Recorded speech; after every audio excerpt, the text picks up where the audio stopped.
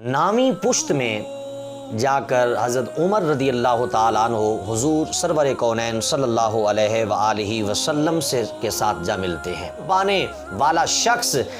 غلام کو سواری پر سوار کرتا ہے اور خود نیچے چل رہے ہوتے ہیں سواری کو پکڑ کر۔ جناب حضرت عمر بن عاص نے وہاں دیکھا تو کہا جناب امیر المومنین تو نیچے چل رہے ہیں، یہ جو سوار ہے یہ غلام ہے۔ نحمدہ ونصلی علی رسولہ الکریم، اما بعد فاعوذ باللہ من الشیطان الرجیم، بسم اللہ الرحمن الرحیم۔ حسبک اللہ ومن اتبعک من المؤمنین، صدقت یا رب العالمین۔ الصلاۃ والسلام علیک یا سیدی یا رسول اللہ وعلی آلک واصحابک یا سیدی یا حبیب اللہ۔ مصطفیٰ جان رحمت پہ لاکھوں سلام، شمع بزم ہدایت پہ لاکھوں سلام، رب اعلیٰ کی نعمت پہ اعلیٰ درود، حق تعالیٰ کی منت پہ لاکھوں سلام۔ ہم غریبوں کے آقا پہ بے حد درود، ہم فقیروں کی ثروت پہ لاکھوں سلام، جس کے ماتھے شفاعت کا صحرا رہا اس جبین سعادت پہ لاکھوں سلام، مصطفیٰ جان رحمت پہ لاکھوں سلام، شمع بزم ہدایت پہ لاکھوں سلام۔ اسلام ما اطاعت خلفائے راشدین، ایمان ما محبت آل محمد است۔ پروگرام شان اسلام میں میں آپ کا میزبان قاری زوار حسین مہروی آپ سے مخاطب ہوں۔ عزیز سامعین ناظرین، آج کی ہماری گفتگو کا عنوان ہوگا مناقب حضرت عمر بن خطاب رضی اللہ تعالی عنہ۔ حضرت عمر رضی اللہ تعالی عنہ کا نام نامی اسم گرامی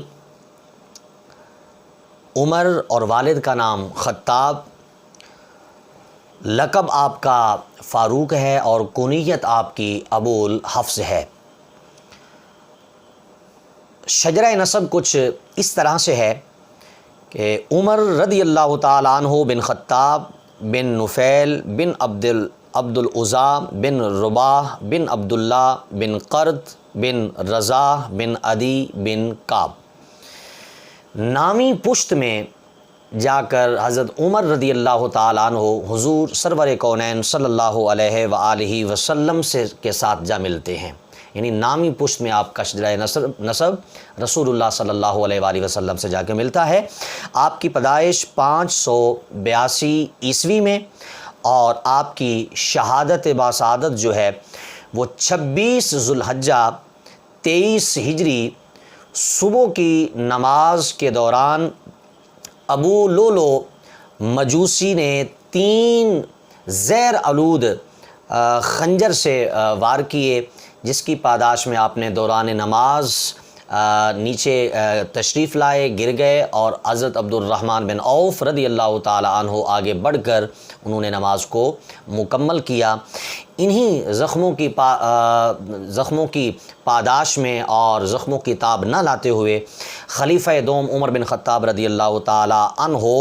یکم محرم الحرام 24 ہجری کو اس جہان فانی سے آپ کوچ فرما گئے، رحلت فرما گئے۔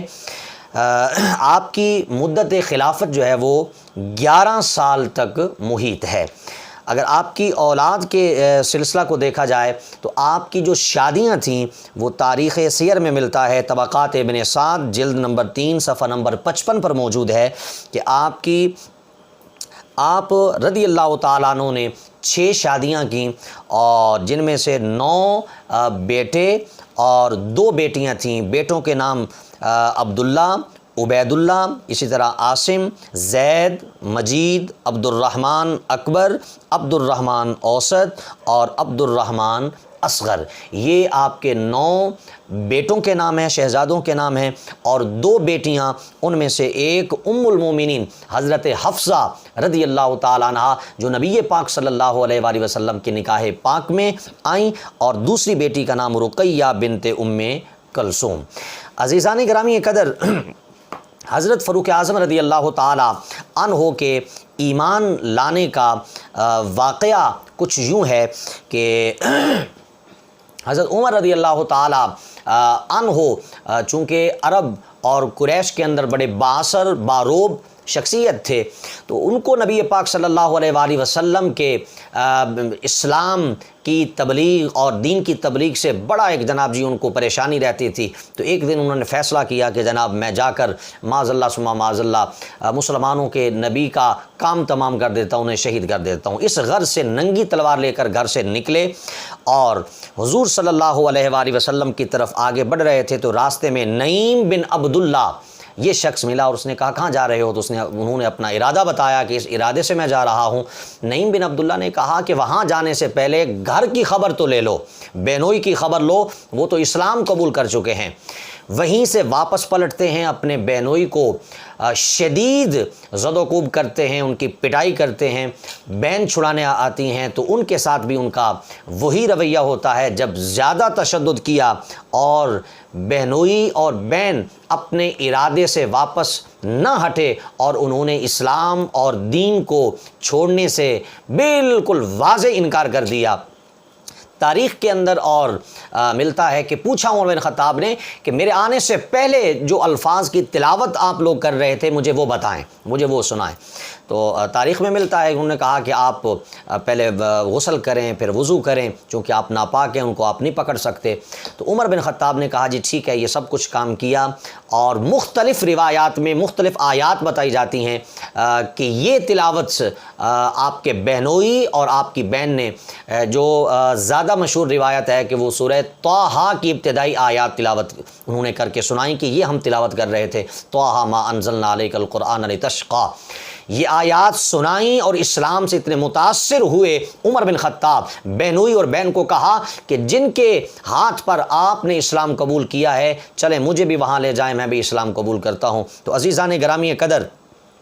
عمر رضی اللہ تعالی عنہ ننگی تلوار وہی پکڑ کر تو جناب آگے بڑھتے ہیں، اور اس وقت نبی پاک صلی اللہ علیہ وآلہ وسلم کوہ صفا پر موجود واقع حضرت ارقم رضی اللہ تعالی عنہ کے گھر کے اندر تشریف فرما تھے، اور بیٹھ جو پیرا دے رہے تھے وہ آپ کے چچا جان حضرت امیر حمزہ رضی اللہ تعالی عنہ، جو بڑے دلیر اور شجاع انسان تھے۔ جب آتے ہوئے عمر بن خطاب کو دیکھا، صحابہ نے بتایا کہ عمر بن خطاب ننگی تلوار لے کر آ رہے ہیں، تو حضرت امیر حمزہ رضی اللہ تعالیٰ عنہ نے کہا ان کو آنے دو، اگر تو یہ اچھی نیت سے آ رہے ہیں تو ٹھیک ہے، وگرنہ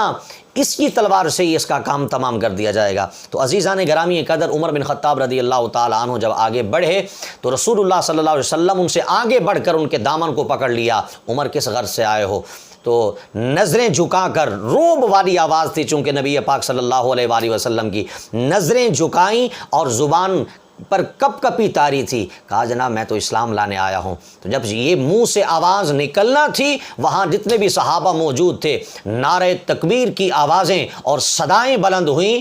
تاریخ کی کتب کے اندر ملتا ہے کہ کوہ صفا کی پہاڑیاں جناب جی گونج اٹھیں نعرہ تکبیر اور نعرہ رسالت کے جناب جی آواز دل نواز سے۔ تو یوں جناب ان کے اسلام لانے کا ایک یہ واقعہ، اور جو میں نے آیت آپ کے سامنے تلاوت کی ہے اس کا شان نزول بھی یہی ہے کہ حسبک اللہ ومن اتبعک من المؤمنین۔ جب عمر بن خطاب رضی اللہ تعالیٰ عنہ اسلام اور دین کو قبول کیا تو اللہ پاک نے فرمایا کہ اے نبی صلی اللہ علیہ وآلہ وسلم تمہیں اللہ کافی ہے، اور ومن اتبعک من المؤمنین، اور جو مومنین آپ کی پیروی کرتے ہیں وہ آپ کو کافی ہیں۔ تو عزیزان گرامی قدر، 40 افراد حضرت عمر بن خطاب رضی اللہ تعالیٰ عنہ سے پہلے اسلام قبول کر چکے تھے، 41 میں حضرت عمر بن خطاب رضی اللہ تعالیٰ عنہ تھے۔ معزز سامعین، وہ ایمان کیوں نہ لاتے؟ رسول اللہ صلی اللہ علیہ وآلہ وسلم کی معروف زمانہ دعا کہ آپ صلی اللہ علیہ وآلہ وسلم نے دعا فرمائی کہ اے اللہ رب العزت، اللہم اعز الاسلام عمر بن الخطاب و عمر بن الحشام، اے اللہ رب العزت عمر بن خطاب یا عمر بن حشام یعنی ابو جہل، ان دونوں میں سے جس کے ساتھ تو محبت کرتا ہے اسلام کو عزت عطا فرما ان کے ذریعے۔ تو عزیزان گرامی قدر، حضرت عمر بن خطاب رضی اللہ تعالی عنہ کے مقدر کے اندر اسلام اور دین آیا، اور انہوں نے دین کو قبول کیا، گویا کہ یہ مراد رسول بھی ہیں اور اللہ رب العزت کی محبوب شخصیت بھی ہیں، کیونکہ رسول اللہ صلی اللہ علیہ وآلہ وسلم نے دونوں میں سے فرمایا کہ اے اللہ جن کو ان دونوں میں سے جن سے تو محبت فرماتا ہے اسلام کی دولت عطا فرما۔ تو گویا کہ عمر بن خطاب کی قبولیت اسلام سے معلوم یہ ہوا کہ اللہ تعالیٰ عمر بن خطاب رضی اللہ تعالیٰ عنہ کو محبوب جانتا ہے۔ تو یوں جناب اسلام قبول کیا اور اسلام کو ایک عزت اور وقار۔ آپ کی اگر سادگی کا اندازہ لگایا جائے اور اس کو دیکھا جائے تو ایک وفد آیا، بلکہ ایک شخص رومی سفیر مدینہ منورہ میں آیا حضرت عمر بن خطاب رضی اللہ تعالیٰ عنہ کی ملاقات کے لیے۔ جب وہ مدینہ میں پہنچا تو لوگوں سے پوچھا کہ آپ کے شہنشاہ کا محل کہاں ہے؟ تو وہاں لوگوں نے بتایا کہ ہمارے ہاں نہ کوئی شہنشاہ ہے اور نہ ہی کوئی اس کا محل ہوتا ہے، ہاں ایک خادم ہے جس کو ہم اپنا خلیفہ کہتے ہیں۔ تو کہا وہ کہاں ملیں گے؟ تو بتایا گیا کہ جناب جی وہ فلاں جگہ پر مسجد نبوی کے پاس میں وہ گارہ بناتے آپ کو نظر آئیں گے۔ جب وہ روم کا سفیر وہاں پہنچتا ہے وہاں آپ کو نہیں پایا، پھر کسی سے پوچھا کہ آپ کے خلیفہ کہاں ہیں؟ تو بتایا کہ وہ دیوار کے سائے کے نیچے ریت پر سوئے ہوئے ہیں۔ جب وہاں روم کا سفیر پہنچتا ہے اور وہاں کھڑے ہو کر مخاطب ہوتا ہے حضرت عمر رضی اللہ تعالیٰ عنہ سے کہ یہ وہ عمر ہے کہ جس کے ہیبت سے دنیا کے بڑے بڑے بادشاہ جناب جی کانپ اٹھتے ہیں۔ اے عمر، تو نے زمین پر انصاف کیا ہے، اس لیے تجھے آج تپتی ریت پر بھی سکون کی نیند آ رہی ہے، اور ہمارے بادشاہوں کے جو معاملات ہیں ٹھیک ہے ان کا ظلم اتنا ہے، ناانصافیاں اتنی ہیں کہ ان کو نرم و گداز بستر پر بھی ان کو نیند نہیں آتی۔ یہ آپ کی سادگی کا عالم۔ اسی طرح جب بیت المقدس کا محاصرہ حضرت عمر بن عاص رضی اللہ تعالی عنہ نے کیا اور وہاں پر جناب جی ان محاصرہ کامیاب ہوا، طویل جناب جی محاصرے نے پکڑا، اور طوالت کے محاصرے کے بعد وہاں کے جو لوگ تھے، غیر مسلم تھے، یہود تھے، وہ سرنڈر ہوئے، لیکن انہیں شرط ایک لگائی کہ بیت المقدس ہم آپ کو اس ارادے سے، اس شرط پر جناب جی آپ کے حوالے کریں گے کہ آپ امیر المومنین عمر بن خطاب کو یہاں بلائیں۔ تو جناب جب پیغام بھیجا گیا تو عمر بن خطاب رضی اللہ تعالیٰ عنہ مدینہ منورہ سے نکلتے ہیں۔ خلیفہ وقت 22 لاکھ مربع میل پر حکومت کرنے والا شخص وہاں سے نکلتا ہے جناب بیت المقدس کی طرف۔ ایک سواری ہے، سوار دو ہیں، ایک خود اور ساتھ میں جناب ان کے غلام ہیں،